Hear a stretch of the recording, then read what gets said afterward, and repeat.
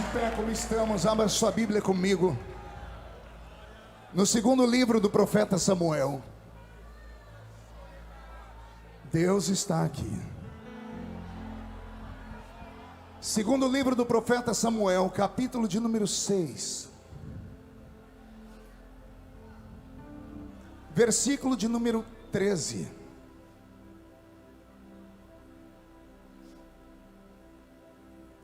Segundo livro do profeta Samuel, capítulo de número 6, e o versículo de número 13. Quem encontrou, diga amém. E sucedeu que, quando os que levavam a arca do Senhor tinham dado 6 passos, sacrificava bois e carneiros cevados. E Davi saltava com todas as suas forças diante do Senhor. E estava Davi cingido de um éfode de linho. E assim subindo, levava Davi e todo Israel a arca de Deus, com júbilo e ao som das trombetas. E sucedeu que, entrando a arca do Senhor na cidade de Davi, Mical, a filha de Saul, estava olhando pela janela e vendo o rei Davi, que ia bailando e saltando, dizendo diante do Senhor, e o desprezou no seu coração. E introduzindo a arca do Senhor, puseram no seu lugar na tenda que Davi lhe armara, e ofereceu Davi holocaustos e ofertas pacíficas perante o Senhor. Amém, igreja? Feche a Bíblia, coloque no banco, na cadeira, e pegue na mão da pessoa mais perfumada do seu lado. Eu tentei bonito, aquela hora não deu certo. Agora aperte a mão da pessoa com carinho até ela falar aleluia. Pentecostal que não faz barulho, está com defeito de fabricação, não é? Vamos orar? Senhor, nós oramos mais uma vez. E mais uma vez, ó Deus, o púlpito dos Gideões missionários da última hora se torna, Pai, o alimento para milhões ao redor do planeta Terra. E então mais uma vez nós invocamos a sua santa presença e pedimos ao Senhor que coloque os seus olhos neste lugar, os seus ouvidos neste ambiente, a sua voz para falar conosco, os seus pés para caminhar entre os castiçais, e as suas mãos estendidas para curar, batizar com o Espírito Santo, libertar e transformar o ambiente. Na medida em que eu estiver pregando, o Senhor tem liberdade para operar esses sinais, esses prodígios, mas não sem antes atender um outro pedido meu, Pai, que é esse: cerque este lugar com a sua presença, e num raio de 5 quilômetros, onde houver um demônio alojado, eu dou a esses demônios segundos para sumirem de Camboriú, porque se não sumirem, serão queimados pelo poder da sua glória, que aqui será derramada. Rasgue os céus sobre nós, manda anjos de fogo descerem aqui, que estes anjos desçam trazendo brasas de fogo nas mãos, comecem a esparramar estas brasas entre nós, e onde houver um crente cheio do Espírito Santo, pega ele, Jesus, toma ela na sua presença, mas faz isso agora, agora, meu Senhor, agora, meu Senhor.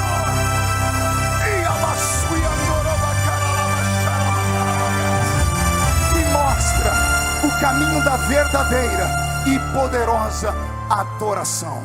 Fala conosco, fica conosco, é o que eu te peço agora e sempre. E toda a igreja diz: os que podem, tomem o seu assento, aplaudindo a Jesus, porque Ele é bom, porque Ele é grande, porque Ele é majestoso, porque Ele é eterno. Roberto, mude a música para mim, filho. Queridos, amados irmãos, igreja do Senhor, noiva do Cordeiro, amigos que nos assistem pela internet, pessoal que me assiste aí pela minha página no YouTube, pelo meu canal, vivemos um tempo diferente, vivemos um tempo de dificuldades, vivemos um tempo em que parece que as coisas não têm mais um alvo, um caminho, até mesmo uma esperança. Esses últimos anos, com o processo da pandemia, o mundo teve que se reinventar. As pessoas tiveram que criar novos tipos de trabalhos, igrejas tiveram que se adaptar para não fecharem as suas portas. Ou seja, quebramos um ciclo de centenas de anos, onde a gente dizia para os crentes, pastor Silas: Crente que não vai a culto vai para o inferno. E de repente, olha nós mandando os crentes ficarem em casa por 2, 3 anos. E ali dentro da casa deles, alguns crentes começaram a gostar do conforto de estar assistindo um culto deitado na sua cama, deitado no seu sofá, comendo a sua sobremesa de preferência, a sua comida, vendo o culto e ao mesmo tempo fazendo outras coisas, e sem ter a aporrinhação de um pastor puxando a orelha dele ou cobrando dízimo ou oferta. 30% dos crentes não voltaram para as igrejas mais. Estava num debate dia desse em uma universidade, e as pessoas falavam sobre o fenômeno da evasão dos crentes evangélicos das igrejas.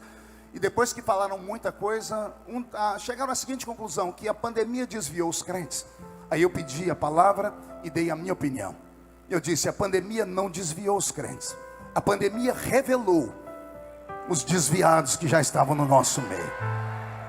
Porque aquele que já pisou no santo dos santos, em outro lugar não consegue viver. Eu não vi a hora de começar o culto, de tirar aquela focinheira da boca, aquela máscara miserável, e poder dar gritos de glória a Deus, poder cantar os hinos da harpa, poder abraçar os meus irmãos, poder dar uns pulos no púlpito. E agora que passou esse tempo, nós temos que resgatar o tempo perdido. E eu acredito que nós podemos fazer com que aqueles 3 anos fiquem apenas numa remota memória, e vamos viver os melhores dias daqui para frente. A igreja concorda comigo? Quem pode dar um grito de glória a Deus, por favor? Todas as vezes que Deus me leva para o livro do profeta Samuel, eu temo. Temor não é medo, temor é respeito. Porque eu sei o que vai acontecer quando eu caminho pelas páginas do livro do profeta Samuel. O profeta Samuel é aquele profeta que vai criar um divisor de águas em Israel. Quem conhece a Bíblia vai saber que esse Samuel teve um ministério tríplice. O ministério dele era muito parecido com o do nosso Senhor Jesus. Ele era sacerdote, ele era profeta, e ele também era juiz em Israel. O último da linhagem dos juízes. Se você estudar a linhagem dos juízes, se pegarmos de Otoniel até Sansão, são 13 juízes. Há quem diga que Baraque não era juiz, mas a Bíblia Sagrada, no Novo Testamento, vai citar ele como sendo um juiz. Então, 13 juízes de Otoniel até Sansão, 276 anos de prisão espiritual, de maldição, porque aquele povo esqueceu os preceitos e ensinamentos do Senhor. Se somarmos a esses 13 juízes, depois de Sansão, o sacerdote Eli, que governou Israel por 40 anos, e na sequência o profeta Samuel, que foi juiz por 12 anos, até a ascensão do rei Saul ao trono, e depois ele foi apenas o profeta, ele foi despedido do seu cargo, e nós vamos ver isso no meio da caminhada aqui. Imagine você viver num tempo de um homem que trouxe de volta o céu para a terra, que resgatou o sobrenatural dentro da nação. Um único homem do Velho Testamento que se preocupou não apenas com o seu ministério, mas em deixar um legado para a posteridade, e fundou uma escola profética, fundou em Israel o rancho dos profetas. E esse rancho vai dar o que falar no seu livro. Havia uma unção lá na terra dele que até hoje, quando eu leio, me dá vontade de sair da cadeira. E ele se preocupando com a nação, se preocupando com o futuro, porque ele sabia que o ministério dele não era eterno, e que o homem está nesse mundo apenas de passagem, e que tudo nessa vida é extremamente passageiro. Pensou no futuro. Foi ele que resgatou o moral de Israel diante de Deus. Samuel vinha da tribo de Efraim. Diga comigo, Efraim. Efraim é aquele filho de José com uma egípcia. Se você pegar lá na história da linhagem, você vai ver que o avô dele era um sacerdote de um deus no Egito chamado On. Parece que estava nas entranhas da tribo de Efraim dar ao Senhor homens e mulheres que adorassem o seu nome e caminhassem por esse caminho da adoração perfeita. Samuel vem da tribo de Efraim. Entre todos os juízes que eu citei, os 15, 3 deles vêm da tribo de Efraim, mas somente 2 entre os 15 vieram do altar. Uma mulher e um homem. Débora, a profetisa, e também Samuel. O outro eu não vou nem citar porque era apenas um civil. Ou seja, imagine vocês, a nação sagrada fundamentada no alicerce dos milagres, porque não tem como você falar de Israel, falar da Bíblia, Velho Testamento, sem lembrar de milagres. Não tem como você olhar para Israel e pensar que eles são uma nação comum. Nunca foram, não são e jamais serão uma nação normal. Foi o Senhor quem os escolheu. Foi Deus quem entrou na Mesopotâmia antiga, foi até uma tenda e encontrou um homem chamado Abrão. Falou no coração dele, não falou audível, falou o coração dele e fez um teste. E não é que aquele maluco levantou, desarmou a tenda dele toda, mandou a mulher se ajeitar. Ela disse: por quê? Porque eu ouvi uma voz dizendo que eu tenho que sair do meio da minha parentela, e ela me diz para ir para um lugar onde ele ainda vai me mostrar. Eu imagino a mulher dizendo assim: calma aí, você não tem nem mapa, é isso? Você não sabe para onde vai, se é para a esquerda, para a direita, para o norte, para o sul? Diz: exatamente, eu estou seguindo uma orientação que veio ao meu coração. Por que é que você acha que Abraão é chamado de pai da fé? Ele é pai da fé porque foi o primeiro que acreditou naquilo que ninguém podia ver, naquilo que ninguém podia sentir nem ouvir. Ele saiu sem saber para onde ia. E aí o Senhor gostou tanto que fez uma promessa para ele: em ti serão benditas todas as famílias da terra. E olha só, eu estou pregando para brasileiros aqui, e todos esses brasileiros são benditos por causa de Abraão. Quem tem Abraão como pai da fé e pode dar um glória a Deus aqui? Então imagine vocês que essa nação foi construída pelo Senhor através de uma chamada, e isso é sobrenatural. A mulher de Abraão, ela é estéril, Sarai. Daqui a pouco Deus transforma ela em Sara, e nem a mudança do nome dá a ela um milagre.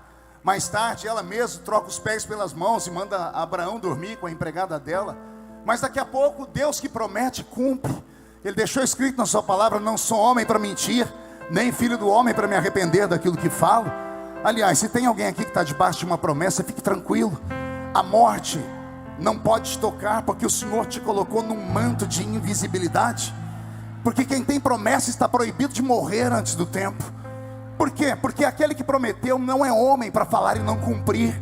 E quando ele fala, ele estabelece uma lei. Então não tem bala perdida, não tem afogamento, não tem acidente de carro, não tem avião que caia, não tem Covid, não tem câncer, não tem AIDS, não tem Covid, não tem demônio no inferno, não tem homem na terra, não tem anjo no céu capaz de tirar você daqui antes de se cumprir na sua vida aquilo que Deus prometeu. Só para eu saber, tem alguém que tem uma promessa de Deus na sua vida aqui? Então, com todo respeito, como é que você que tem essa promessa de Deus na sua vida consegue ficar nesse culto olhando para o pregador com essa carinha feia, parecendo que foi batizado num pote de vinagre? Olha para o pregador com esse olho seco, parecendo olho de sapo que morreu no dia de enchente, sem brilho, sem esperança. Vem para uma reunião pentecostal de uma proposta viva do sobrenatural, mas não abre a boca nem para respirar. Vai ficar mesmo me olhando com essa boca travada, essa boca de aço, essa língua de ferro, esse queixo de concreto. Se você tem uma promessa de Deus, reage, porque a depressão sai quando você crê. O medo, quando chega, manda a fé embora. Mas quando a fé chega, ela amarra o medo e coloca o medo debaixo dos pés. Concorda comigo? Mais um grito de glória a Deus então, para empolgar o velho pregador. Israel é a nação dos milagres. A estéril vai ser mãe. E quando Deus vai fazer Sara dar à luz a um filho, pastor Gilmar, Deus tem que mexer na biologia dela e de Abrão, porque Abrão já era velho, estava amortecido. E a Bíblia diz que já haviam terminado os dias do ciclo menstrual de Sara. E aí quem conhece os mistérios de Deus vai se lembrar que um dia Deus chamou Abraão no meio do deserto e disse: você vai me dar um sacrifício agora. E Abraão pegou um novilho para dar o sacrifício a Deus, e ele não conseguia sequer pegar os pedaços do novilho com rapidez. Ele partiu o novilho em vários pedaços, estava velho. A Bíblia diz que ele pegava um pedaço de carne e colocava no altar. Aí ele voltava para pegar o outro. Demorou tanto que os urubus, as aves de rapina, começaram a voar em cima do altar para roubar dele o sacrifício. E ele tinha que se dividir entre colocar o sacrifício e enxotar as aves de rapina. Ele fez um trabalho tão forçado que a Bíblia Sagrada vai dizer que Abraão de repente olhou e viu o vento. Como é que alguém vê o vento?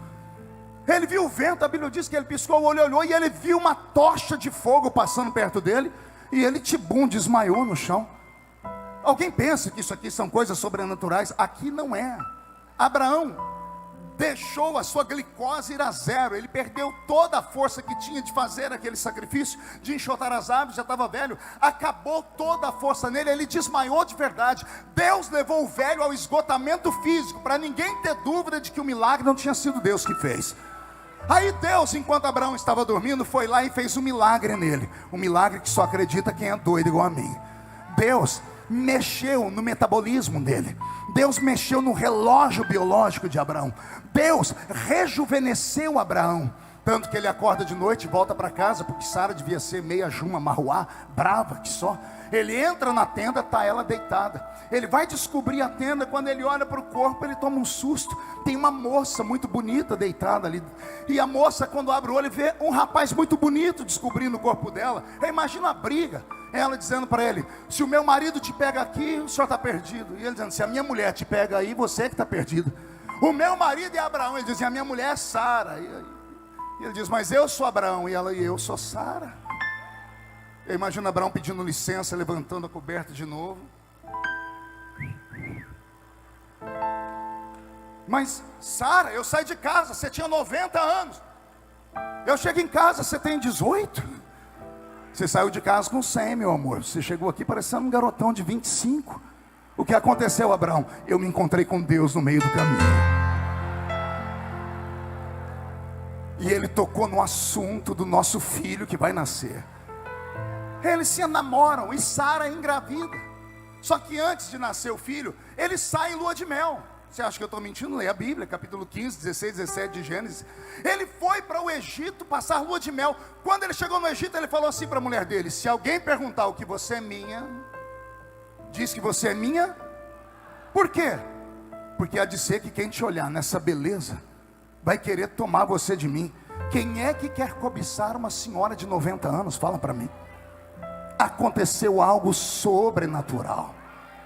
A nação de Israel não nasce por vontade humana, ela nasce por vontade divina. Acredite você ou não, está escrito. Dia desse eu estava pregando e falei com as pessoas: não interessa se você acredita ou não na lei, se você gosta dela, se você debocha dela. Lei não se discute, lei se cumpre. Se não quiser cumprir, vai pagar o preço por ela. Mas lei é essa. A lei estabelecida para o povo de Israel era esse: serão uma nação do sobrenatural. E nós conhecemos toda a trajetória deles.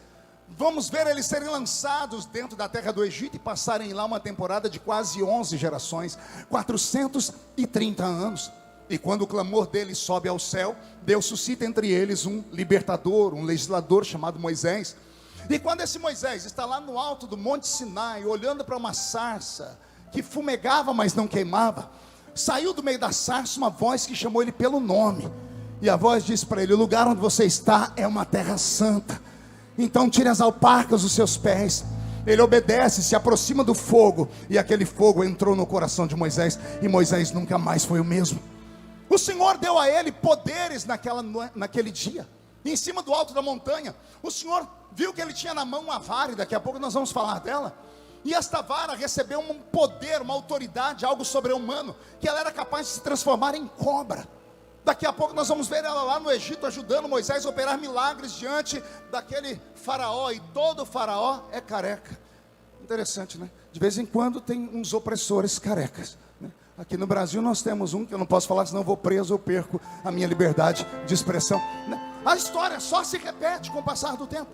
E aí, esse Moisés, com esta vara, começa a guiar o povo. Foi usando esta vara que ele desce e começa a afrontar faraó e trazer sobre ele as pragas do Egito. Ele apontava a vara, ele tocou nas águas do rio Nilo, e as águas do rio Nilo viraram sangue. Ele tocou no pó do Egito, e o pó do Egito virou piolho. Então Deus deu a eles 10 sinais ali, e os arrancou daquela terra. E interessante é que toda vez que Moisés ia falar com o faraó, ele só tinha um pedido na ponta dos lábios. Pergunte qual? Eu só falo se todo mundo perguntar. Ele só dizia assim: deixa o meu povo sair daqui e ir adorar no deserto. Segunda vez: deixa o meu povo sair daqui e ir adorar a Deus no deserto. Terceira vez: adorar a Deus no deserto. Quarta, quinta, sexta, até a 10ª: deixa o meu povo ir adorar a Deus no deserto. Teve uma hora que o faraó não aguentou, porque a pressão foi grande demais, e ele libertou o povo. E acontece um milagre mais extraordinário ainda, porque Israel era escravo. Diga comigo: escravo. Escravo não tem nada a não ser uma moringa d'água e o seu corpo cadavélico e uma roupa rota no corpo. Não é que quando Israel vai sair do Egito, a Bíblia diz que os egípcios começaram a dar ouro, prata, joias preciosas, roupa, carros e cavalos para os judeus. Os donos, os patrões começaram a deixar os empregados ricos. Deus é tão bom que Ele não deixa ninguém ser mandado embora sem receber a indenização, né? O faraó teve que indenizar o povo por 430 anos. É por isso que nós vamos ver ouro e prata quando eles estão no meio do deserto. Como é que escravo tem isso? Deus fazendo milagres. Faltar-me-ia tempo aqui para contar todos os milagres, mas eu sei que quando nós saímos de todas essas histórias, deixamos Moisés, no capítulo 34 do livro de Deuteronômio, no alto da montanha, e Josué no pé da montanha, pranteando a ausência de Moisés. Quando Josué vai se aproximar do povo, ele precisa ter um contato com o divino, e o anjo do Senhor aparece a ele e diz: não temas, assim como fui com Moisés, eu serei contigo também.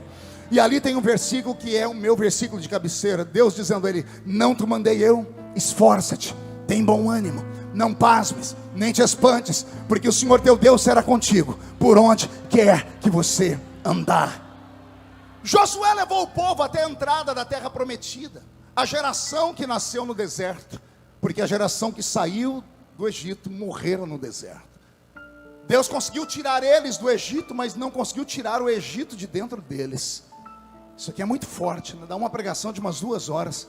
Os crentes que saem do Egito, mas o Egito não sai de dentro deles de jeito nenhum. Gostam de estar no nosso culto, gostam do louvor, gostam da palavra de triunfo, gostam de receber milagres, mas você começa a apertar, o espírito do Egito entra neles e diz: não, eu tenho a saudade daquele lugar que ninguém tocava nos meus pecadinhos de estimação, no meu estilo de vida, nos meus conceitos, nos meus valores. E por isso as coisas foram degringolando desde aquela época. Agora Josué leva o povo até a entrada da terra prometida. Somente ele e Caleb conseguem entrar ali dentro por causa de milagres. E ao entrar naquela terra, eles liberam o povo dentro de Canaã, e eles deixam o povo a lá vão ter. No livro de Deuteronômio, Deus previu que um dia eles teriam um rei, mas seria no tempo certo, seria no tempo do próprio Deus. Eles tinham que aprender com eles mesmos. E agora entramos aqui no livro de Juízes, neste livro que eu citei agora há pouco.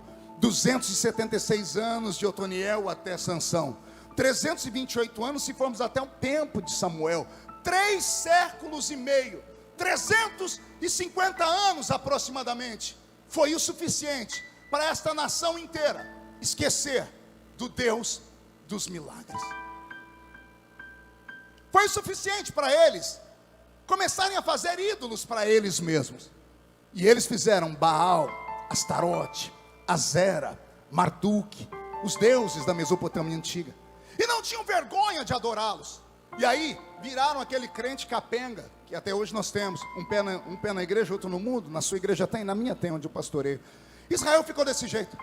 Eles ficavam ora adorando a Deus, e quando as coisas apertavam, escondiam os ídolos e adorar a Deus de novo. O Senhor perdoa os pecados, aí Deus perdoava os pecados. Quando estavam em paz, eles pegavam os ídolos e adoravam de novo. Deus puxava a orelha, eles escondiam os ídolos e tiravam os ídolos, escondiam os ídolos e tiravam os ídolos. Foi quase 350 anos desse jeito. E é nesse período que a nação de Israel fracassa. Ela termina com o último dos juízes, que eu chamo, ou o penúltimo deles, de Eli. Diga comigo, Eli. O sacerdote Eli é aquela figura da Bíblia Sagrada que a gente nunca vai compreender o que aconteceu de fato com o seu ministério. Porque o nome dele significa Deus é excelso, Deus é grande. Ele tinha só uma função: pastorear uma igreja de quase 5 milhões de membros. E ele tinha a mão de Deus sobre a vida dele. A Bíblia não diz como foi o ministério dele, mas para ter um ministério longevo de 40 anos, viver até 98 anos, que foi a idade com que ele morreu, é porque ele tinha alguma coisa boa dentro dele. Mas ele fracassou na educação dos seus filhos, Ofni e Finéias. Diga comigo, Ofni e Finéias. Pergunte a alguém do seu lado: conhece esses dois? Promete não se escandalizar? Porque eu quero aqui pensar com vocês. Como é que um pastor de igreja, como é que um ungido do Senhor, um sacerdote, como é que alguém que vê o céu pelo lado de dentro e entra no santo dos santos, que está diante da arca do Senhor em Siló, que conhece as regras, os regulamentos e pastoreia por 40 anos, quando dá à luz a sua esposa, a filhos, ao invés de colocar nos filhos um nome como o dele, que exalta a Deus, Deus é excelso, Deus é grande, Deus é maravilhoso, coloca o nome nos filhos de Ofni e Finéias. Ofni significa pugilista. Pugilista é espancador. Pugilista é aqueles lutadores de boxe. O pastor de Israel, nasce o filho, o primogênito, e ele diz: meu filho vai se chamar espancador. Ai, Jesus, fala ou não fala? Parece que Eli, ao assumir o trono, ou o santuário do Senhor, ele acabou se perdendo no meio da sua chamada, porque começou a observar que o reino, ele oscila, e que lidar com ovelhas não é nada fácil, e parece que ele deixou o modo profético de lado, e começou a entrar no modo humano, e ele sofreu tanto como pastor daquele povo, que ele falou: não quero que os meus filhos sigam o meu caminho. Nasce o primeiro filho: não, esse não pode ser sacerdote, esse aqui vai ser um espancador, um pugilista, porque eu não posso bater, mas você, filho, não vai seguir o meu exemplo não. Quando alguém tocar em você, você bate nele também, você revida, você faz a pessoa sofrer porque o seu pai sofreu. Aí nasce o segundo filho dele, Finéias, e o nome de Finéias é pior: boca de serpente, boca de cobra, e dentro da boca da cobra tem uma língua bifurcada. O pai dele está dizendo: você não vai ser como eu, que sustentei a verdade, não, você vai falar aquilo que o povo quer ouvir. Se o povo quer ir para a esquerda, você pega a sua língua cortada para a esquerda e vai para lá. Se quer ir para a direita, você pega a língua cortada e vai para lá. Não faça inimigos, seja de boa com todo mundo, porque não vale a pena apanhar. É essa a conclusão que eu chego. Esses dois meninos, por verem o pai ser leniente com eles, acabaram modificando doutrinas do altar. Uma delas é estranha, só no céu nós vamos entender. Os sacerdotes não podiam comer carne assada, pelo menos não aquelas que eram entregues no altar. Eles tinham que comer carne cozida. Não é que Ofni e Finéias criaram uma nova lei: nós queremos carne assada, e se você não der a carne assada para nós, nós vamos roubar a carne aí, vamos pegar a carne crua, vamos levar para casa e fazer churrasco. Alguém pode falar: pastor, mas Deus também, né? Deixa os homens comer carne assada. Não, eu disse agora há pouco, lei não se discute, lei se cumpre. E eles não quiseram essa lei porque acharam que essa lei era esquisita demais, e por causa dessas coisas esticaram o seu pecado. A Bíblia Sagrada diz que as mulheres vinham ao altar oferecer sacrifícios, e os dois pegavam os sacrifícios, usavam a sua língua maligna, encantavam as irmãs e levavam as irmãs para se prostituir com elas no altar do Senhor. Eu disse para você não se escandalizar. Os pastores de Israel, antes do nascimento de Samuel, estavam assim. Não olhavam mais o que era sagrado, não tinham mais a coragem de falar a verdade, porque perderam aquilo que é o mais importante para quem está crescendo: uma referência. A minha geração tinha referência. A minha geração sabia o que queria. Eu pisei num culto da Assembleia de Deus numa quinta-feira em 1987, culto de Pedro, Tiago e João, e vi um presbítero pregando. Eu não lembro nada do que ele falou, mas eu lembro do corpo dele. Eu lembro dele pulando com um pé só, dando socos no ar. Aquilo me deixou elétrico, passou uma corrente, uma energia dentro de mim. Eu disse: é isso que eu quero para a minha vida. Eu não sabia o que era, mas eu queria aquilo. Eu vi os pregadores pregarem. A primeira vez que eu vi um pregador pregar na vida foi na casa de um menino que toda a família dele cortava cana junto com a minha. E lá eles tinham um aparelho de som que tocava uma fita, e colocou uma fita, e do lado na fita estava a voz de um japonês pregando, o pastor Hidekazu Takayama. Eu nunca tinha ouvido uma voz tão bonita, um pregador com tanta eloquência. E quando ele parava de pregar, um mar de pessoas gritando, que faziam um barulho assim. Eu saltei da cadeira e disse: Leleco, o que é isso? Ele disse: isso é o dom da palavra. Eu falei: existe? Ele existe. Ele disse: eu quero para mim. Aí eu vi o pastor Napoleão Falcão pregar. Quando eu vi aquele homem falar de escatologia bíblica, eu disse: isso aí Jesus dá para alguém? Disseram: se pedir ele dá. Aí eu vi o pastor Gilvão Rodrigues pregar com aquele cacuete que é só dele, que a gente vai ficando sem fôlego só de ver ele falar. Mas uma graça, uma unção que arrancava a gente do chão. Eu disse: se isso aí é possível, eu quero para mim. E fui vendo esses pregadores. Nós tínhamos referência, nós olhávamos e sabíamos onde queríamos chegar, porque esses homens nos inspiraram. Os filhos de Eli não tinham inspiração nenhuma, porque o pai amorteceu na fé. O pai viu o céu pelo lado de dentro, mas perdeu as forças na sua última reta final, e teve que assistir à morte dos 2 filhos, e teve que assistir Deus se mudar de Israel, por causa do pecado do povo, que ele não teve coragem de falar. Eu sei que isso causa constrangimento em alguns, e desconforto em outros, mas até quando nós vamos levar esse evangelho frouxo, morno, morto? Até quando os seus filhos vão gostar mais de ouvir pregadorzinhos sentados em banquinhos, com a mãozinha no joelho, olhando para a câmera dizendo: não importa o que você fez no verão passado, a graça, a supergraça, a hipergraça, a mega graça é o que Deus tem para você. Até quando os nossos filhos vão dizer que esses são pregadores de verdade? Eu participei de uma reunião há pouco tempo atrás agora. Sabe o que algumas faculdades do Brasil teológicas estão fazendo? Readaptando o ensino teológico para a pregação e treinando pastores para pregarem não mais do que 20 minutos. Porque a geração milênio, que eles chamam, a geração nova, não tem paciência e não suporta ouvir uma pregação comprida, uma pregação grande, uma pregação muito forte. Eles dizem: não, nós temos que pregar aquilo que os nossos filhos têm que ouvir, porque é a geração do TikTok, é a geração que gosta de ver as coisas em segundos, que vai vendo e se não atrai eles passam o dedo para cima, e isso não dá sustância. A pessoa grita, ela canta, ela até faz barulho, mas quando vem um primeiro vento, ela não tem força, porque os pés não são alicerçados na rocha verdadeira, que é Jesus Cristo de Nazaré. As pessoas sempre me perguntam: pastor, como é que o senhor aguenta? Porque toda luta comigo vai para o Jornal Nacional. E fala: como é que o senhor sobrevive? Já fizemos o seu sepultamento muitas vezes, mas nunca conseguiram fazer a missa do 7º dia. Eu ressuscito um dia antes, eu estou lá de pé de novo e um bilhete, saí da tumba de novo. E eles falam: mas como é que o senhor aguenta? Tem gente que está desviando, porque lá no Instagram dela, a criatura tem 10 seguidores. Aí ela diz assim: eu quero morrer porque está todo mundo falando mal de mim. Você entra, tem 5 falando mal dela. Ela só tem 10 seguidores, ela quer sair dessa vida para a morte. Nunca houve tantos adolescentes se mutilando.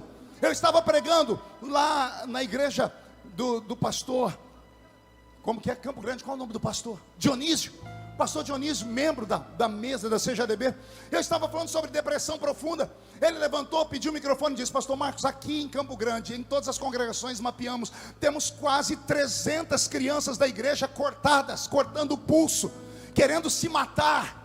E aí eu falei: meu Deus, o que está acontecendo? Falei: Senhor, será que é uma epidemia de coisa ruim? E o Senhor falou para mim: não, meu filho, não tem referência, não sabem o que querem, não vem mais nada de novo no púlpito, então vão para o Instagram, e no Instagram e no TikTok vem os blogueirinhos, as meninas e meninos que para postar uma foto bonita tiram 800, e aí postam uma foto que parecem anjos na terra encarnados. Mas as outras 799 fotos, se colocar, você sai correndo, fora os filtros que ainda colocam. E os nossos filhos olham para isso e acham que isso é a verdade, que esse é o mundo que Jesus devia dar para eles. E como Jesus não dá, eles ficam se cortando e se matando. Tem alguma coisa muito errada acontecendo conosco, e nós não podemos nos calar. Mas pastor, se falarmos, a igreja esvazia, porque do lado da minha tem uma igreja que a proposta é melhor. Eu não sei na sua cidade, mas na minha, um dia desse eu passei lá, tinha uma placa dizendo: damos desconto de 10% no dízimo, congregue aqui. Propagandas que as pessoas estão fazendo, porque não querem mais anunciar o evangelho como ele é de verdade. E se nós queremos um avivamento, se a proposta é um avivamento, se nós não aprendemos nada com essa pandemia, pode fechar a porta e ir embora. Vamos falar de novo. Se nós não aprendemos o silêncio de Deus por 3 anos dentro de uma pandemia, se você achou mesmo que era só uma doença para o mundo, se você não entendeu que Deus puxou a nossa orelha, te fez sentir falta da verdade, te fez sentir falta da unção, te fez sentir falta da glória, te fez sentir falta dessas pregações verdadeiras, se isso não te tocou, você está no lugar errado. Deus deu a nós uma chance. Qual chance, pastor? De resgatar aquilo que nós perdemos. E a minha proposta nesta noite é esta: ainda que dos milhares que estão aqui, apenas 10 me escutem, ainda que dos milhares que assistem pela internet, pelo meu canal do YouTube, ainda que só meia dúzia acreditam no que eu estou falando, e o resto está dizendo assim: não, esse tipo de pregação rápida, com essa eloquência, essa barulheira não funciona mais. Ainda que eu encontre só 10, me dê aqui 10 crentes canelas de fogo. E eu vou falar como disse Napoleão Bonaparte: me dê 100 homens de guerra e eu ganho o mundo inteiro para a França. Me dê aqui 10 canelas de fogo e eu viro esse país de cabeça para baixo. Me dê 10 crentes cheios do Espírito Santo, comprometidos com a verdade, e as bocas de fumo vão falir. A prostituição vai terminar. Já aconteceu uma vez na história, vai acontecer de novo.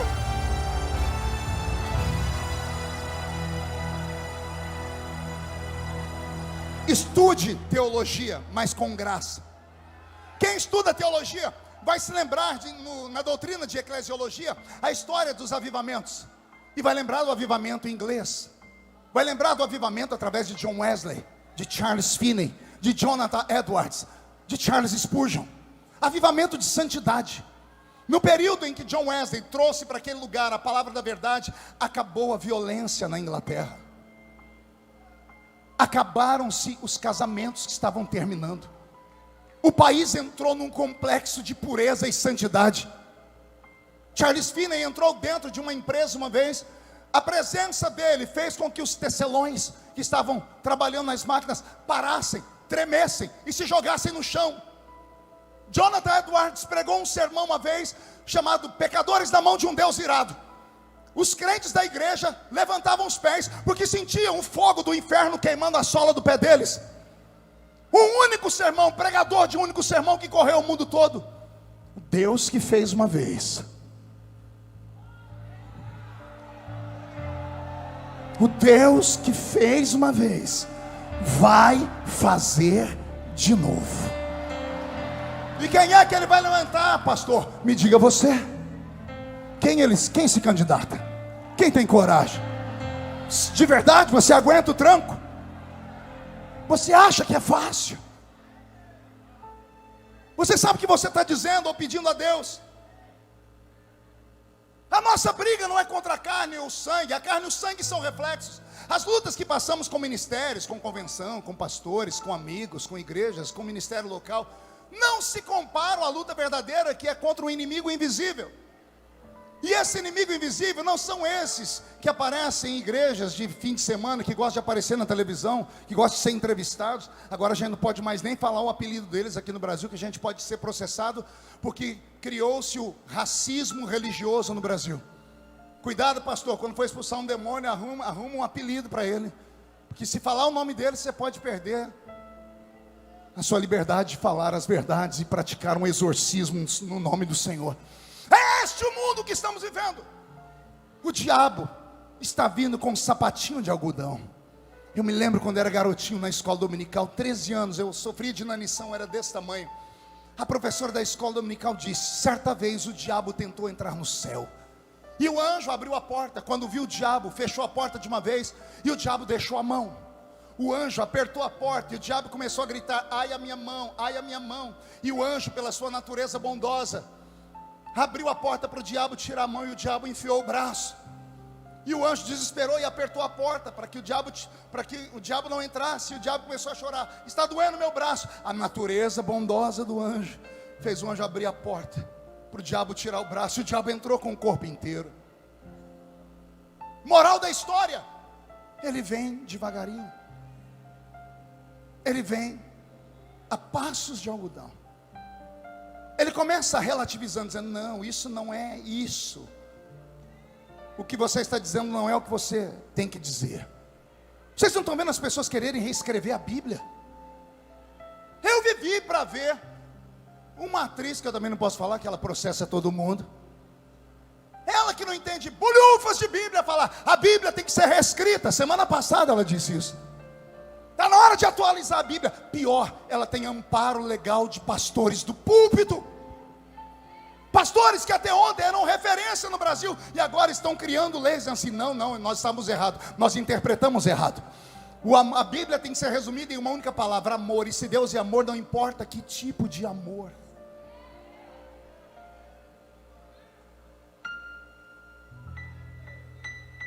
Eu aguento e me viro. Você, mais velho, aguenta e se vira. Mas e os seus filhos? E os seus netos.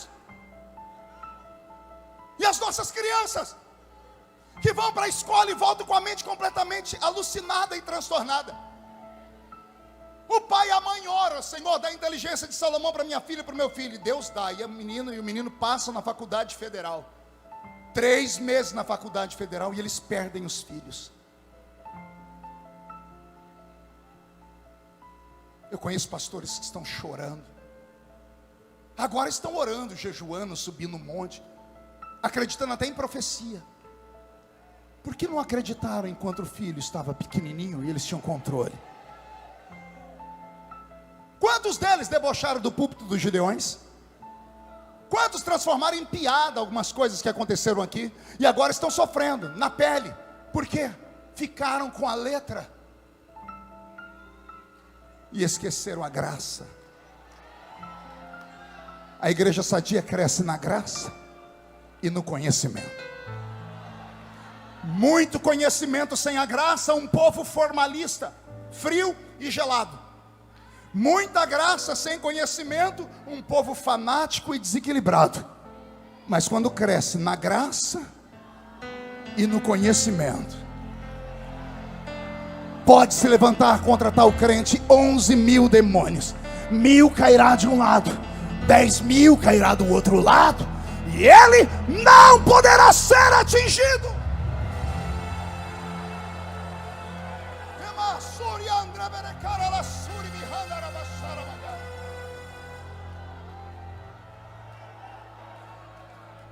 O sacerdote perdeu a visão, os filhos transformaram o altar em pecado, a nação está em pecado. E a Bíblia diz: e nos dias em que Deus vai levantar Samuel, anote aí, a palavra do Senhor era muito rara,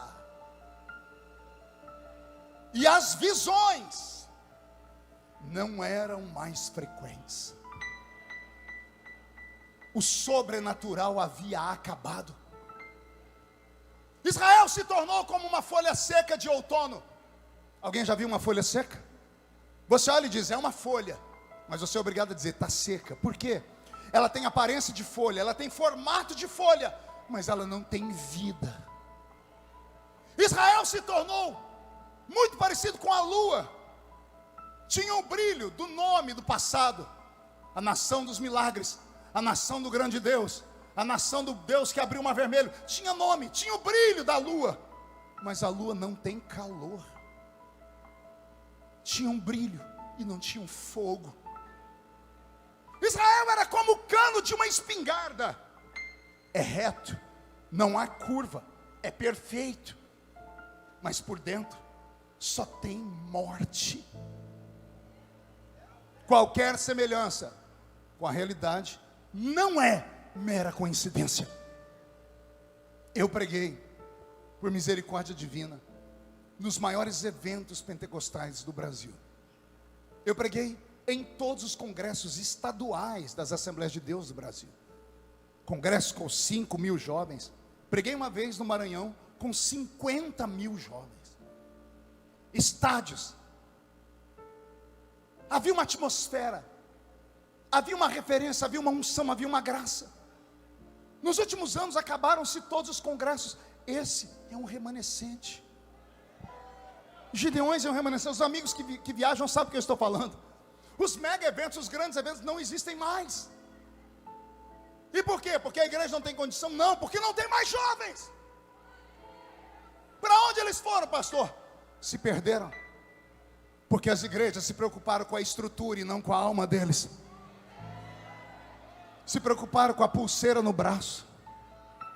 Se preocuparam se cortava o cabelo igual militar ou deixava crescido. Se preocuparam se o menino tinha um cavanhaque ou um bigode por cima. Apertaram, foram apertando com coisas humanas. Com coisas humanas que não fazem sentido. O velho aguenta qualquer coisa porque ele tem experiência, ele é testado na vida. Eu aguento qualquer coisa, pode bater aqui que eu aguento. Minhas filhas não, porque são de outra geração. Elas não tiveram a minha idade, eu tive a delas.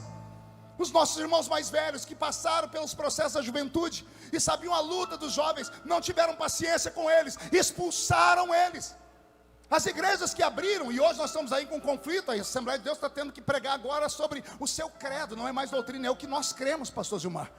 Estamos tendo que pregar sobre o credo, que nós acreditamos no processo pré-milenista, que Jesus volta antes da tribulação que nós não vamos passar. Coisas simples que qualquer um na minha época de criança aprendia em escola dominical, porque por um tempo esquecemos de pregar essas coisas e ficamos falando só de outras coisas. Transformamos o púlpito em um ringue de boxe. Briga por posição, briga para ver quem aparece, briga para ver quem é melhor, briga pelo clique, briga por isso, briga por aquilo. Estamos nos perdendo, e com isso perdemos uma geração inteira. Uma geração inteira. Eu tentei falar com o meu jeito de ser, matuto da roça. Me chamaram de rebelde por um tempo. Não entenderam, diz, não sou rebelde, eu quero que o menino olhe para mim e veja que essa porcaria no meu braço, essa pulseira, não atrapalha Deus de me usar. Era isso que eu queria que eles entendessem. Eu tentei explicar para eles que a unção não está na gravata, porque a gravata não prega.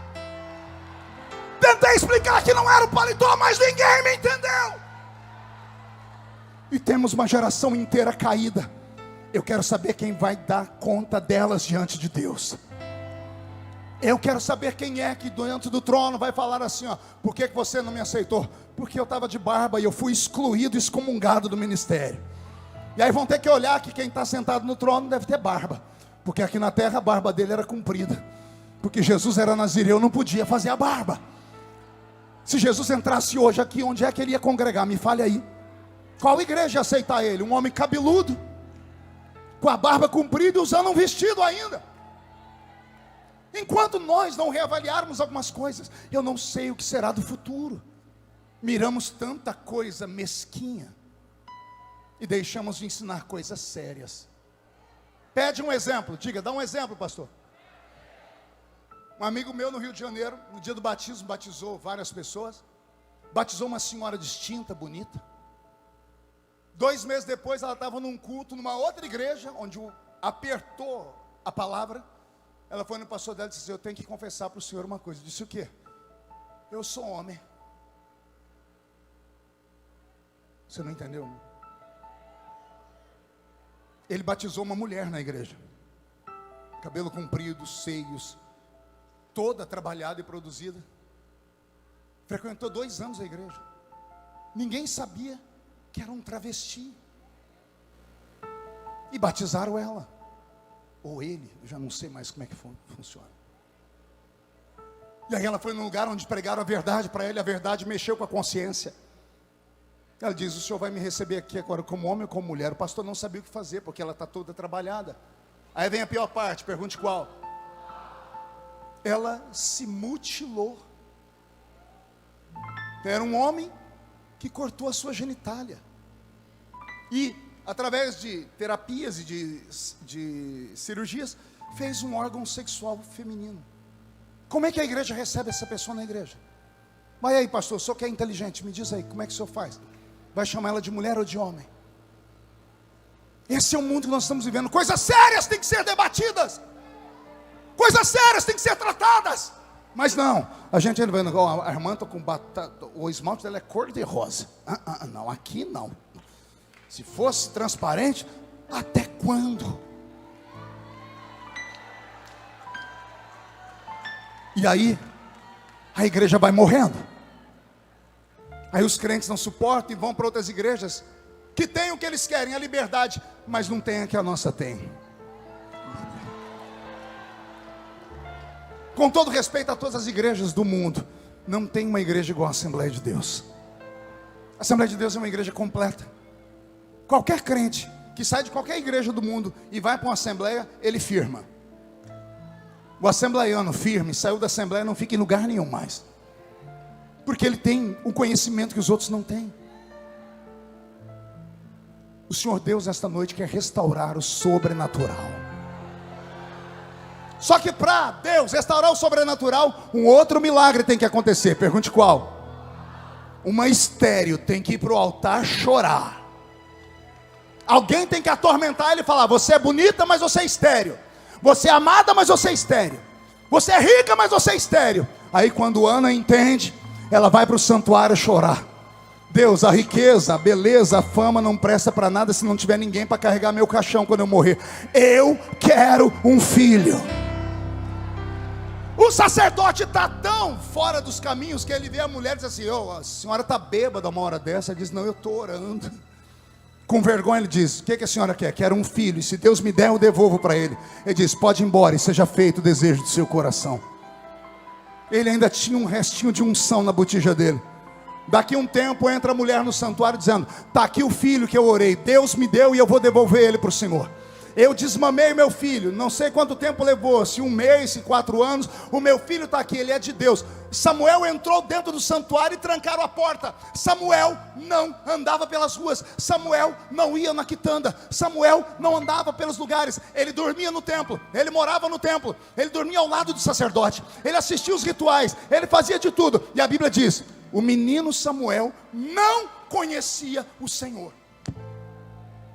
Me explica, como é que alguém que está na igreja, do lado do obreiro, que está lá ouvindo, cantando, não conhece o Senhor? Você acha que é coisa da Bíblia? Não é não. Tenta falar com o seu filho, com a sua filha. Você vai ver as dúvidas que eles têm. Dúvidas reais. Terminei o culto domingo passado da minha igreja, veio uma menininha de 10 anos com a mãe dela, disse: pastor, minha filha quer falar com o senhor. Eu disse: pois não. Pastor, de onde veio Deus? Eu falei: boa pergunta. Por que você está perguntando? Porque a minha professora falou na escola, 10 anos, que Deus não existe. E eu quero falar para ela que Deus existe, porque eu nunca vi Deus, mas eu sinto Ele quando o senhor prega. Você está entendendo isso? Aí eu falei para ela: você vai dizer para sua professora que Deus é como o vento. Você não vê Ele, mas você vê a obra dele quando Ele balança as árvores. Você vai dizer para ela que Deus é assim, que nós acreditamos em Deus pela fé, que Deus não veio de lugar nenhum, Ele sempre existiu. Como é que você explica isso para uma criança se ela não tiver experimentado a presença do Eterno? Os nossos filhos nem batismo com o Espírito Santo recebem mais. Você já percebeu isso? Tem que marcar culto especial para batismo com o Espírito Santo. Tem que marcar um culto especial para ter uma cura divina. Ah, saudade da roça. Não tinha teclado, era pandeiro e sanfona, o presbítero com 2 dentes na boca, o zagueiro, o atacante, a barriga lá, cemitério de frango, cantando o hino da harpa. Foi na cruz onde um dia eu vi meus pecados castigados por Jesus. E Jesus batiza com o Espírito Santo um crente aqui, batiza outro ali. Tinha um sininho, o presbítero parava o hino e tocava o sininho: quieta, quieta. Ah, mas Jesus batizou com o Espírito Santo, não importa, quieta, quieta. Depois fala em línguas, agora não, agora é hora de cantar. Olha, teve uma época que nós tínhamos que falar para os crentes parar de fazer barulho. Hoje não, a gente tem que falar: gente, faz barulho. E na ausência do barulho, nós começamos a inovar. Trouxemos as palmas, que antigamente a gente não tinha. Trouxemos o fundo musical, que antigamente a gente não tinha. Tivemos que, no vácuo do silêncio, criar outro tipo de barulho. Aí os nossos cultos ficaram pedantes. Não, pastor, pastor, o melhor momento do culto é aquele culto, na hora do louvor eu choro, pastor. Você chora em casa, querida, escutando Gustavo Lima. Quando ele diz: sou homem de família, a senhora abre a boca a chorar. Assistindo o filme do Titanic, naquele momento em que o Leonardo DiCaprio afunda nas águas do rio, com a boquinha azul dizendo: tchau, Rose. Eu nunca entendi porque que ele não subiu em cima daquela tábua que cabia ele, a mulher dele, a mãe dele, o pai. Mas não, ele resolve se suicidar. A senhora chora. Choro, emoção, só tem a ver com alma. Nós precisamos edificar o nosso espírito, a nossa psique, a nossa mente, a nossa parte divina. A falta do conhecimento está nos levando para dentro de um abismo. Vou falar uma coisa que dói, me machuca, quando às vezes alguém me manda um link de um TikTok e tem alguém fazendo piada com língua estranha, com gente pulando, manifestação divina. Se a pessoa tem o dom de discernir espíritos, vai lá e repreende. Se ela não tem, fica quieta. Mas não, Nossos filhos estão debochando. Falam línguas estranhas assim com um amigo só para tirar um sarro. Um velho de cabelos brancos pregando verdades como essa já não inspira mais confiança em ninguém.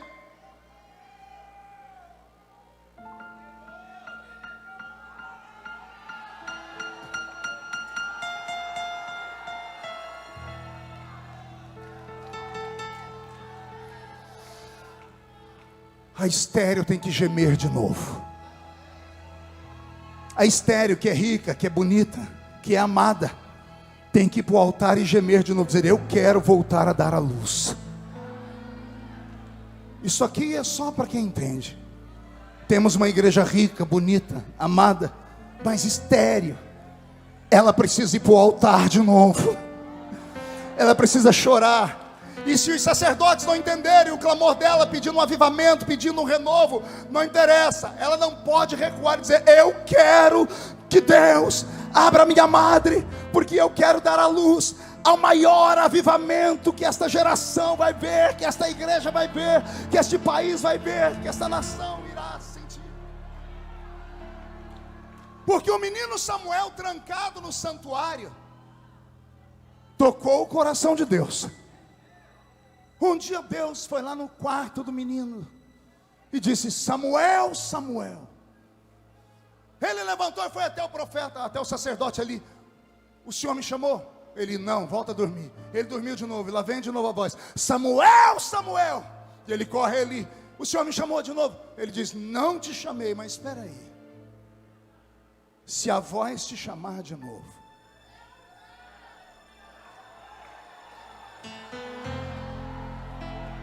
porque eu já ouvi essa voz. O velho Lorinaldo se lembrou que ele tinha ouvido aquela voz no início do ministério dele. Diz: se a voz te chamar, fala assim: fala, Senhor, porque o teu servo ouve, Senhor.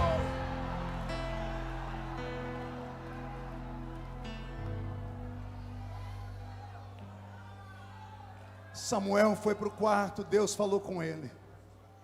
E Deus disse: eu estou te levantando. E você vai restabelecer o ministério do sobrenatural em Israel. O menino começa a se desenvolver. Ofni e Finéias, pelo que eu leio do texto, tiveram ciúmes do menino. Veio uma guerra, e para mostrarem que tinham tudo, partem para a guerra. Ofni e Finéias no meio dos soldados, se meteram onde não era a chamada deles. No meio da guerra perderam 4.000 e poucos homens. Os dois falaram: não, vamos buscar a arca do Senhor.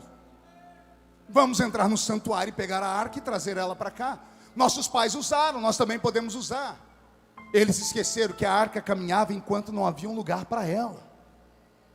Lá onde eles estavam, havia uma terra só para a arca. A cidade de Siló era só para a arca. Era um lugar santo, a arca não podia sair dali. Não era a arca ir até eles, quem quisesse ir até a arca.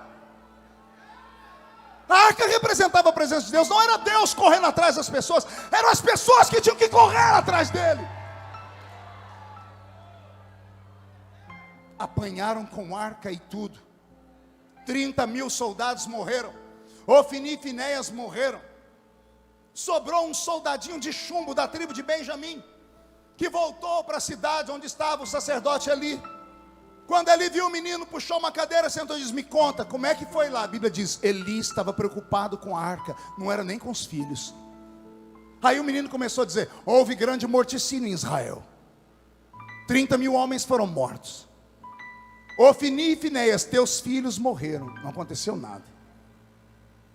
Aí o menino disse: a arca de Deus foi roubada. Eli se assustou, tomou um capote, caiu. A Bíblia diz que ele era pesado, o pescoço dele envergou e quebrou o pescoço. Morreu o sacerdote e os 2 filhos no mesmo dia, como Deus havia dito a Samuel que aconteceria. A mulher de Finéias, do boca de serpente, entrou em trabalho de parto. O parto foi duro e ela estava morrendo. A parteira tentou agradar ela, disse: nasceu um menino, põe o nome nele bonito, põe o nome nele que exalta a Deus. A Bíblia diz que ela ignorou e falou: o nome do meu menino será Icabô, que significa foi-se a glória de Israel.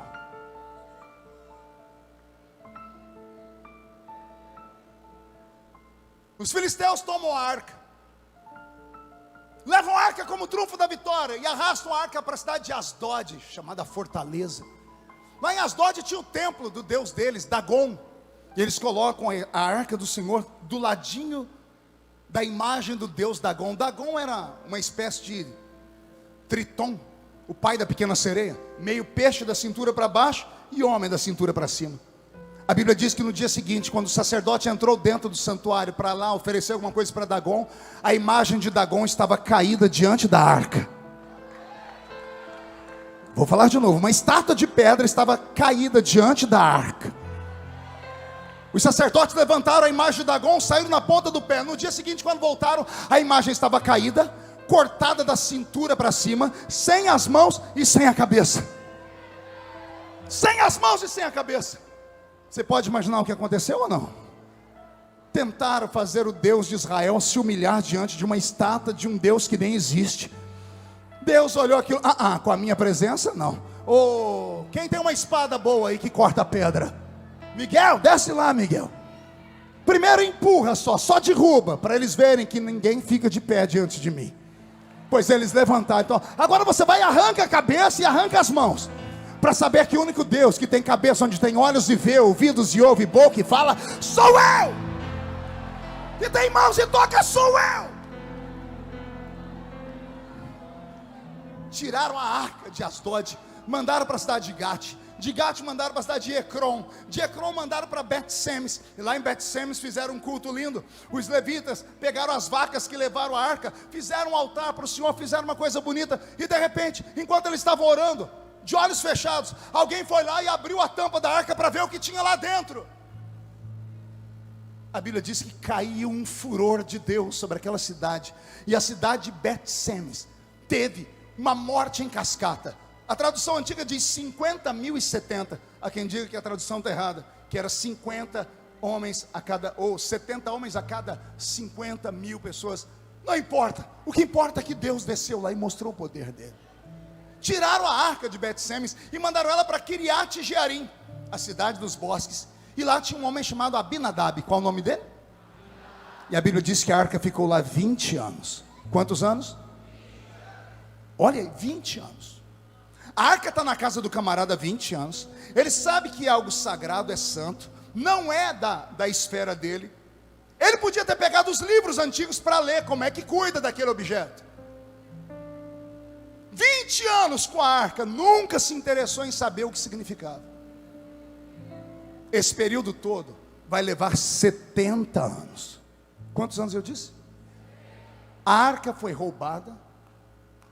Os filisteus ficaram com ela 7 meses, não aguentaram o poder de Deus que nasceu neles, deu hemorroida na cidade inteira. É uma coisa do inferno. Devolveram para Israel, não tiveram coragem de levar a arca para Siló. A cidade de Siló foi amaldiçoada. Não tinha lugar para a arca. Deixaram na casa de um senhor chamado Abinadab.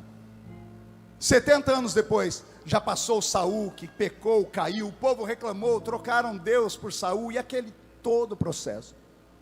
Deus unge Davi. Qual o nome do camarada? O homem segundo o seu coração, que não tinha cara de rei, nem aparência de rei, mas tinha coração de rei. Tinha ele aquilo que os outros não tinham: sensibilidade. Tinha ele percepção do mundo espiritual. Ele herdou um reino perfeito aos olhos dos homens, mas incompleto, porque faltava a essência, porque Israel não era uma nação comum, era uma nação do sobrenatural. Davi percebeu que Deus não estava mais lá. Então, quando ele funda a cidade de Jerusalém, ele junta um exército que o ama e diz: nós vamos pegar a arca do Senhor e vamos devolver ela para o lugar sagrado. Ele juntou um grupo de soldados com o mesmo número dos soldados que perderam a arca 70 anos antes, 30.000 soldados. Pegaram a arca, fizeram uma festa. Davi até estava dançando. A Bíblia Sagrada diz que quando a arca veio andando em cima de uma carruagem de bois velhos, os bois tropeçaram, a arca foi caindo. Um menino chamado Uzá, qual o nome dele? Uzá saltou em cima da arca para não deixar a arca cair e tocou nela. Quando ele tocou nela, ele morreu fulminado. Não basta ter boa intenção se você não conhece a verdade. Agora pergunte para mim, quem era Uzá, pastor? Filho de Abinadab. A arca estava na casa dele 20 anos. Esse menino viu a arca chegar lá, ele cresceu do lado dela. Nunca teve curiosidade de conhecer, de saber o que a Bíblia diz, do que o livro do Êxodo estabeleceu através de Moisés, que somente os coatitas podiam tocar nela. Uma geração rasa, uma geração que gosta de saltar, pular, de ver, mas não sabe que tem que pagar um preço.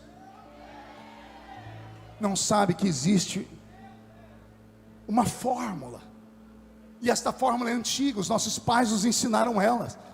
Não é apenas ir para uma banca de teologia, é colocar o joelho no chão, é subir um monte para orar, é fazer campanhas, é jejuar, é fazer votos, é mortificar a carne, é abrir mão dos seus prazeres por algo sobre-humano que Deus pode te dar lá na frente. Qualquer homem ou qualquer mulher que tenha andado por lugares extraordinários ou pregado como nós pregamos, se você sentar com eles e perguntar qual é a sua essência, como tudo começou, você vai ver uma vida de sofrimento, uma vida de luta, de renúncia, de pancadas, porque só isso atrai a experiência e a glória de Deus. Davi tentou trazer a arca, e ele viu que fez uma coisa errada. A Bíblia diz que ele mandou a arca dali mesmo, no meio do caminho, o caminho de Jerusalém, tinha a casa de um outro homem, e ele mandou essa arca para a casa desse outro homem, e ele foi orar, falar: Deus, eu fiz alguma coisa de errado. Nesse período, no livro de Crônicas, diz que eles foram ler os textos, e leram como é que se carregava a arca. E então, lá na casa de Obed-edom, por 3 meses, saiu uma notícia de que a arca trouxe bênção. Davi disse: Deus aplacou a ira, agora nós sabemos como carrega a arca. Não tem boi, não tem carruagem, tem sacerdote que conhece a glória. Os coatitas entram na casa desse homem, colocam a arca no ombro e começam a marchar para Jerusalém. Davi não quer só levar a arca, ele quer que se faça uma oração, um sacrifício, e a cada 6 passos paravam e sacrificavam a Deus. E Davi foi se alegrando. A Bíblia diz no texto que eu li com vocês que ele dançava, que ele saltava, pela alegria de ver Deus estar voltando para dentro de Jerusalém. E Jerusalém é a habitação da paz. Posso imaginar lá ao longe, alguém olhando de cima da muralha, com uma luneta, vendo a bandeira do leão da tribo de Judá tremeluzendo aqui em cima, vendo o rei vestindo roupa real, vendo a arca reluzindo porque o sol batia sobre os querubins e brilhava, e uma trombeta de festa sendo tocada, e alguém dizendo: o rei está voltando.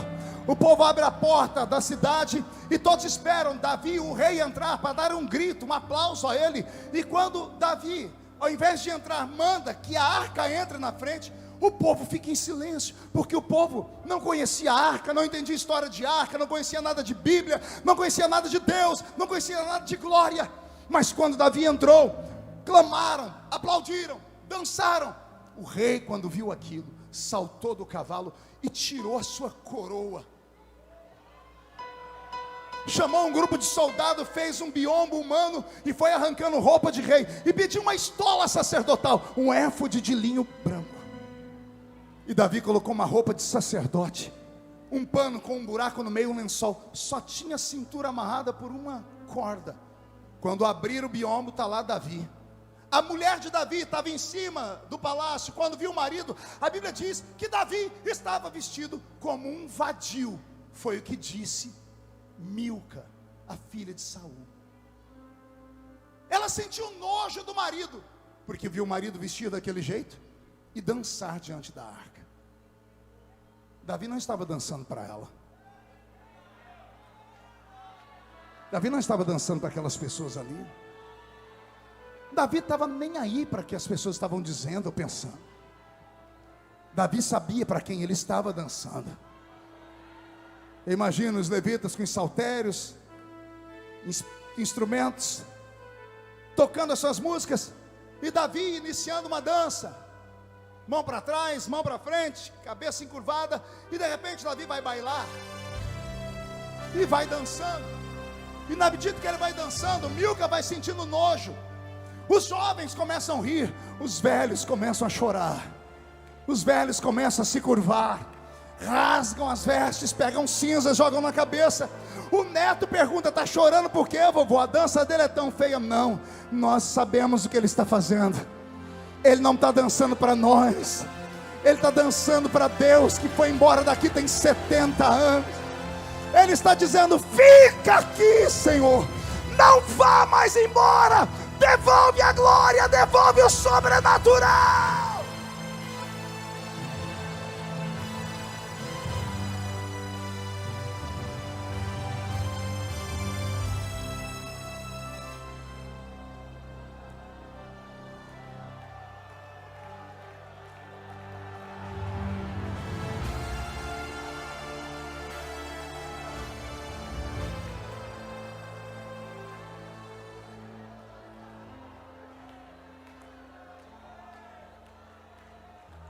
Vai acontecer um avivamento. Não me interessa se creem, se não creem. Vai explodir uma glória sobre a nossa nação. Eu não sei de onde vai vir. Eu sei que Deus vai deixar muita gente com vergonha. Aconteceu na nação americana menos de 60 ou 90 dias atrás. Vocês acompanharam? Lá tem igrejas gigantes, tem igreja lá para 40 mil pessoas sentadas. O povo canta, faz trabalho bonito, mas não vem avivamento sobre eles. Aí lá no estado do Kentucky, numa escola, 6 meninos e meninas, na hora do recreio, do lado tem meninos se pegando, fazendo sexo livre no canto da faculdade. Do outro tem gente cheirando cocaína, cheirando droga, injetando heroína. Do outro tem pessoas jogando cartas, baralho. Do outro tem gente no TikTok, azarando. Aí tem 6. Vamos ali naquela capela orar. Não ouviu? Vou falar assim: vamos deixar o recreio e vamos entrar naquela capela para orar. Mas quem é que vai estar pregando? É o Marco Feliciano? Não. Quem vai estar cantando é um cantor? Não, só nós. Mas a gente nem é cantor, não tem problema. Vamos cantar um louvor. Vamos cantar alguma coisa. Vamos cantar, Roberto, aquela música de ontem. Vamos cantar algo que toque o coração de Deus. Vamos tentar ver se Deus nos escuta. E mal sabiam os homens que Deus estava olhando para aquele lugarzinho com meia dúzia de meninos. O vento, ele assopra onde quer. Não é onde você quer. Não é onde nós queremos. Não é onde a igreja, as denominações dizem. É onde Ele quer. Se Ele encontrar aqui dentro, lá fora, aqui no púlpito, alguém pela internet que nesta hora está sendo tocado, entendendo o que eu estou pregando. Talvez eu vou ter retaliações por esta mensagem depois, mas eu já tenho 50 anos, não tem que dar satisfação a mais ninguém. Se eu já não pregar mais em lugar nenhum, a minha voz pregará pela internet, não me importa.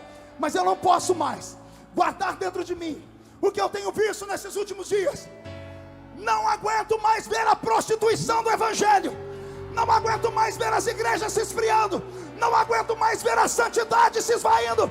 Deus, visita o seu povo de novo. Eu poderia estar em qualquer outro lugar, mas tua glória me atraiu, tua presença me atraiu. Tentei me esconder por medo de não viver, mas tua glória me atraiu, tua presença me atraiu. É que a sarça pegou fogo e não se consumiu, e a voz que saiu dela um dia me atraiu, e o meu coração queimou até que descobriu que um dia com a tua glória vale mais que 1000.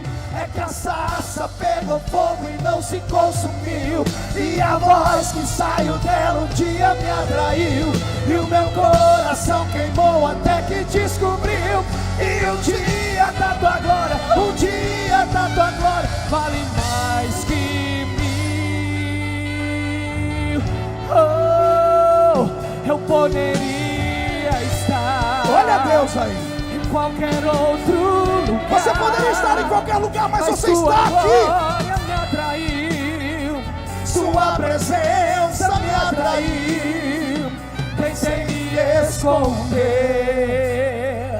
com medo de não viver, mas sua glória me atraiu. Sua presença me atraiu. Oh, é que a sarça pegou fogo e não se consumiu, e a voz que saiu dela um dia me atraiu, e o meu coração queimou até que descobriu que um dia da tua glória vale mais que mil. É que a sarça pegou fogo e não se consumiu, E a voz que saiu dela um dia me atraiu, e o meu coração queimou até que descobriu que um dia da glória, recebe esta glória vale mais que mil.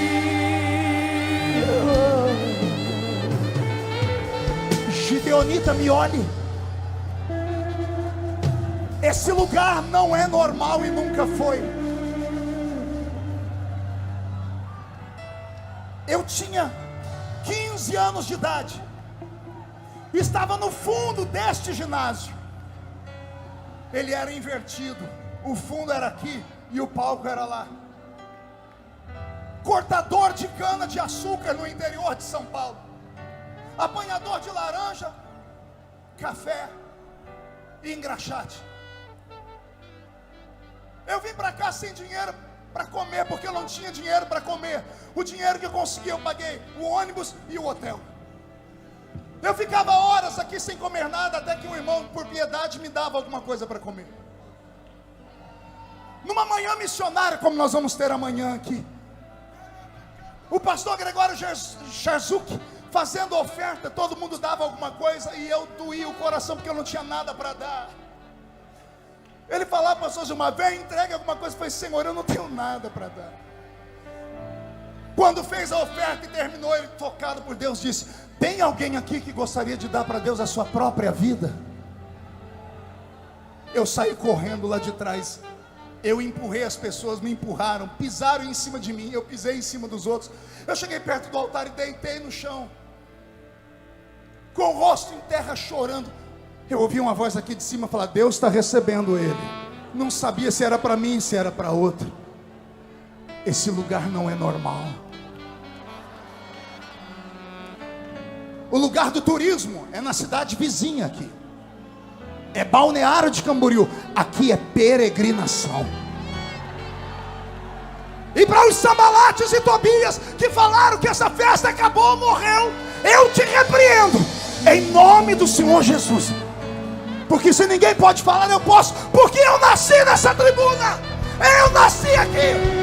Eu sou prova de que Deus pega o menino do mato e coloca entre os príncipes da terra, só por causa de uma coisa.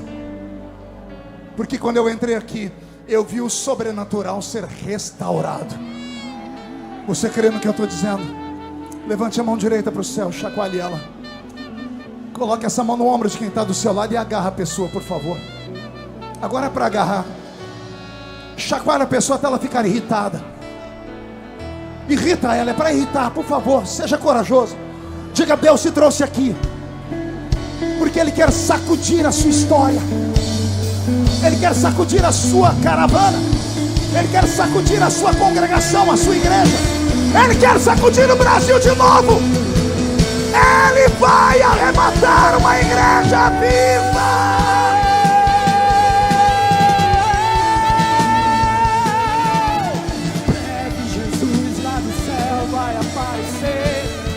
Todo joelho se dobrará e toda língua confessará.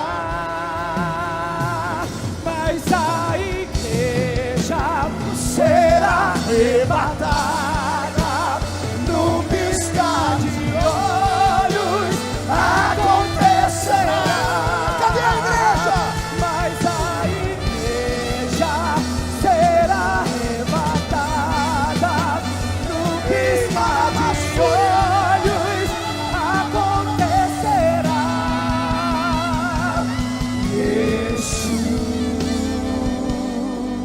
Yeshua, o Messias. Ele vem me buscar. Yeshua,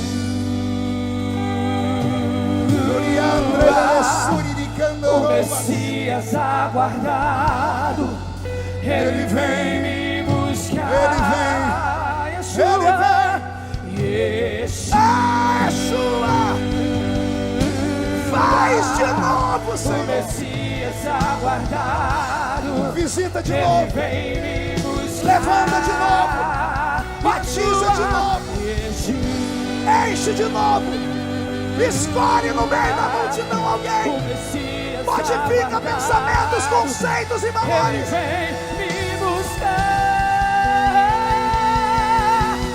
Breve Jesus lá do céu vai aparecer, e todo joelho se dobrará, e toda língua confessará. Mas a igreja será arrebatada no piscar de olhos.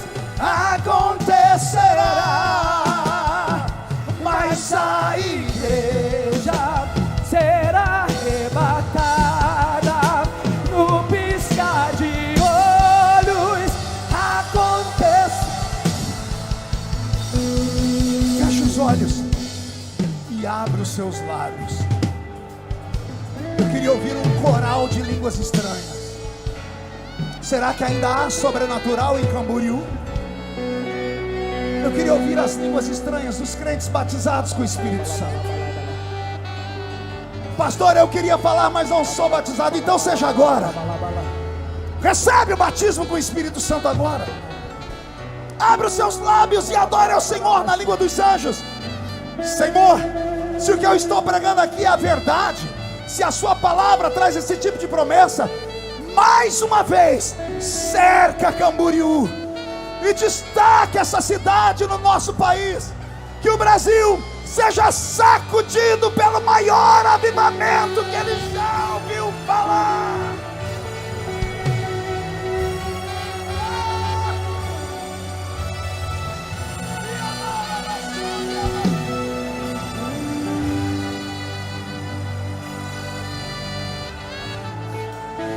Para encerrar, olhe para mim.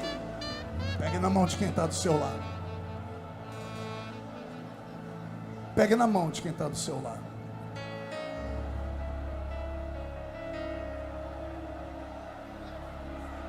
Quero me dirigir aos itinerantes daqui.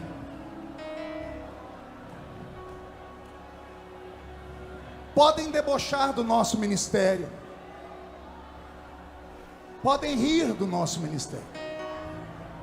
Podem nos caluniar e fecharem portas,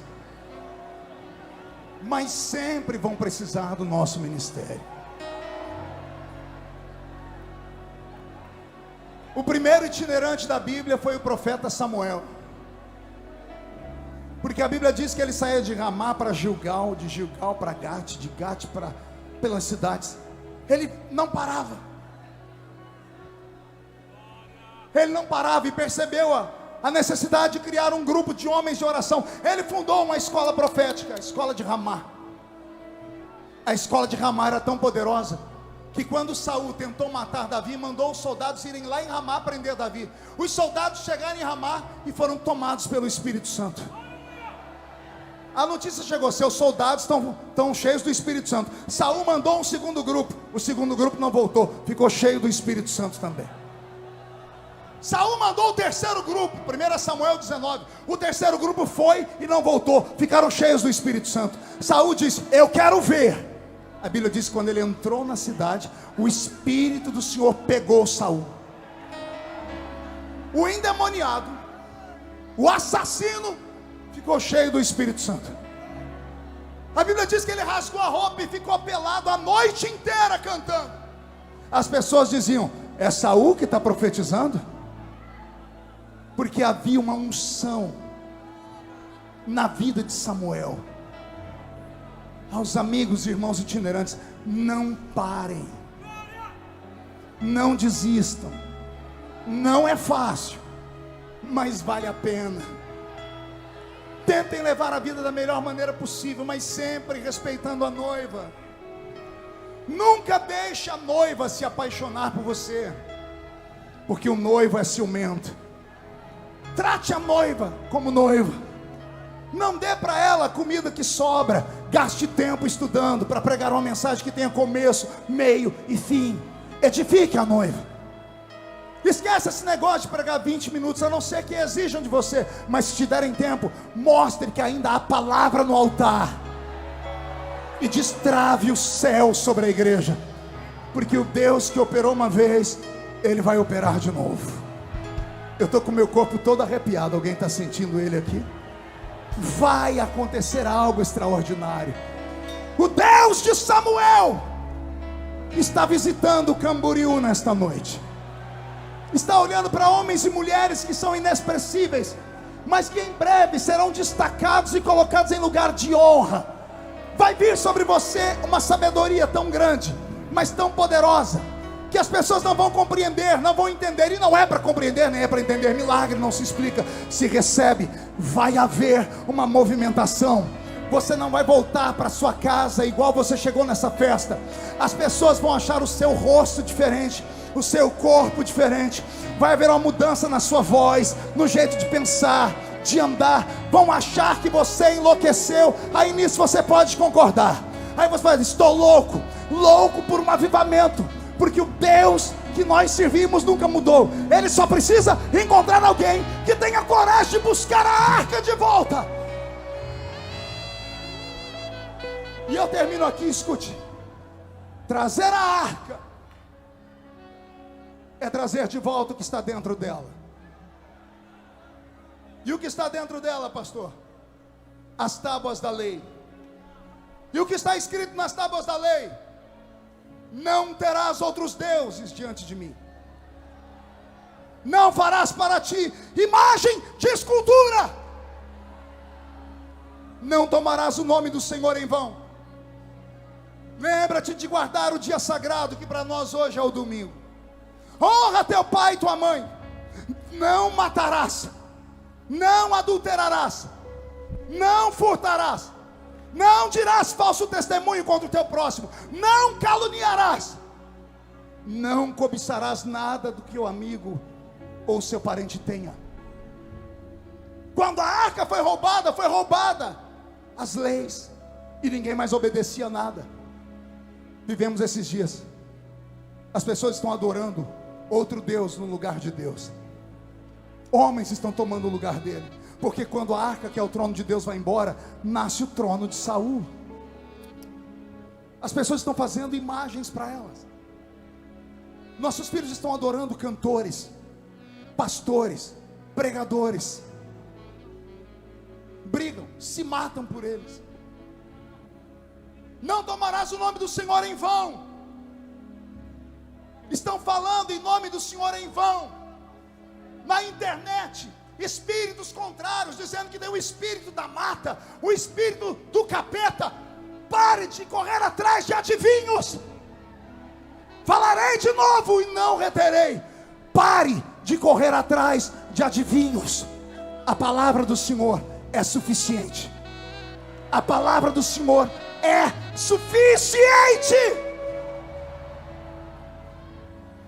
Não troque o seu domingo de adoração por praia, por churrasco com a família, por capítulo do Big Brother, por cinema com seu amigo. O domingo é o dia do Senhor. Voltemos a adorar a Deus de manhã na escola bíblica dominical, ensaio da mocidade, cultos, e à noite o culto de adoração a Deus vivo. Honra teu pai e tua mãe. Se não respeitar o seu pai e sua mãe, você vai morrer cedo. Se não respeitar o velho e a velha que te colocaram nesse mundo, sua vida será encurtada na terra. Respeite os cabelos brancos do seu pai e da sua mãe. Respeite a fé deles. Se você não os entende, peça a Deus entendimento, mas não tripudie em cima dos velhos. Não matarás. Não mate o ministério do seu irmão. Não mate os sonhos da sua irmã. Não adulterarás. Santidade a qualquer custo. Aguente, por favor, o tempo de adaptação do casamento. Não troque de esposa, não troque de esposo. Falarei de novo. Ah, pastor, não importa. E não vou pedir desculpa aos meus amigos. Não troque de esposa, não troque de marido. Aguenta. Porque o problema não é você, são seus filhos. Porque eles olham para você. Se não deu certo o seu casamento, eles terão insegurança e não vai ter alegria no casamento deles, e se é que vão casar. Não furtarás. Não roube. Não roube a igreja. Não roube os crentes. Não fabrique campanhas para tomar dinheiro do povo. Não faça qualquer coisa para poder pagar o aluguel, para poder manter o programa de televisão. Não faça. Respeite a noiva. Não roubarás. Não furtarás. Não dirás falso testemunho contra o seu irmão. Para de caluniar. Para de falar do que você não sabe. Para de propagar mensagem de sites que fofocam a vida dos crentes. Pare de, no afã de chamar a atenção de alguém. Oh, você viu que mandaram aqui para mim, está falando de você. Eu estou orando por você. Dá nada, seu mentiroso. Está mandando aquilo para entristecer o coração do outro. Pare de caluniar o seu próximo. Não cobiçarás, seu invejoso de uma figa. O que é meu, tem meu nome, meu tamanho, meu número, meu endereço. O que é meu, boi não lambe. O que é seu, ninguém tira. A porta que Deus abriu para mim, ela é minha. Se você tentar atravessar ela, você morre. O senhor é louco, pastor? Pergunte para Faraó o que ele fez. A porta que Deus abriu para o povo dele, os egípcios foram entrar, morreram todos. Não precisa ter inveja. Deus é suficiente para te dar mais do que você precisa. A arca roubada foi embora. O vaso de ouro com maná. O vaso de ouro. Me lembra aqui, no livro de Gênesis, quando Eliezer foi buscar Rebeca para entregar para Isaac. Quando Rebeca aceitou vir, ele deu para ela joias de ouro. Diga comigo, joias de ouro. Adorno espiritual. Quando a glória de Deus vai embora, os dons desaparecem. O maná é a palavra revelada. É a palavra sem mistura. É a palavra sem vício. É a palavra que cura, que liberta, que transforma. Não esse evangelho xoxo pregado. Quando a arca vai embora tudo isso. Vai embora a vara de Arão que floresceu. E aqui eu termino. A vara de Arão que floresceu é a mesma vara de Moisés. Arão e Moisés dividiam a vara. Por quê? Porque esta vara foi testemunha lá do Sinai. Esta vara foi diante de Faraó e mostrou o poder de Deus. Foi com esta vara que Moisés, tocando na água do mar, o mar vermelho se abriu.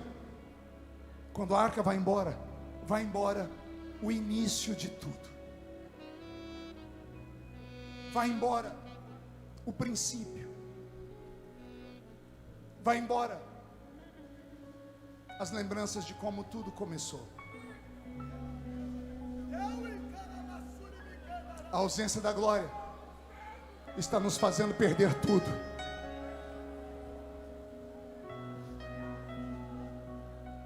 Se você olhar por cima da igreja com uma visão que eu tenho, você vai encontrar poucas pessoas de cabelos brancos. Uma geração inteira se foi. Era para ter novos cabelos brancos na igreja, mas não temos, porque uma geração inteira se desviou. Temos nós, que nessa noite estamos aqui chorando e dizendo: Deus, faz de novo.